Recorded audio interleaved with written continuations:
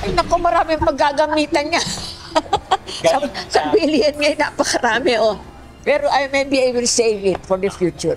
Isa si Lola Hiwaga sa libu-libong senior citizens sa bansa.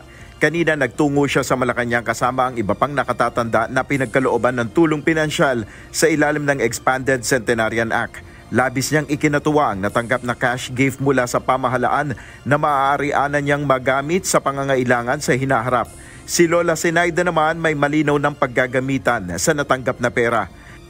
Ang paggagamitan ko doon ay siyempre minsan sa pagkain, sa gamot. Ngayong araw, pinangunahan ni Pangulong Ferdinand Marcos Jr. ang nationwide payout ng cash gifts sa mga senior citizens sa ilalim ng Expanded Centenarian Act of 2024.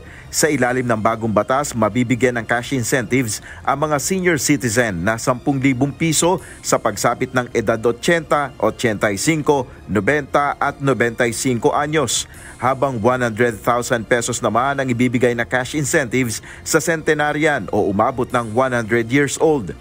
Kaya sa araw na ito, ay ipamahagi natin ang halagang ito sa ating mga nakakatanda sa atin, hindi lang po rito sa Metro Manila kundi sa buong bansa.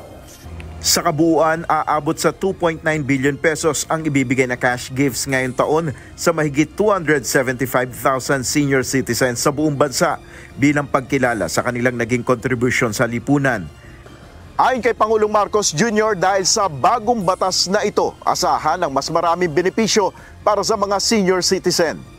Sa ilalim ng Expanded Senior Citizens Act, ang mga senior citizens ay may karapatang makakuha ng 5 o 20% discount sa iba't ibang bagay sa serbisyo. Kasama sa 5% senior discount ang tubig at kuryente kung hindi hihigit sa 30 cubic meters na tubig o 100 kilowatt hours ng kuryente ang konsumo.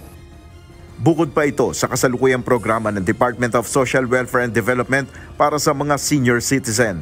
Sa buong bansa, kabuang 1,079 ang magiging benepisyaryo sa simultaneous payout ngayong araw, kung saan aabot sa 12 milyong piso ang kabuang halaga na ipamamahagi sa mga kwalipikadong senior citizens sa unang araw pa lang ng nationwide payout.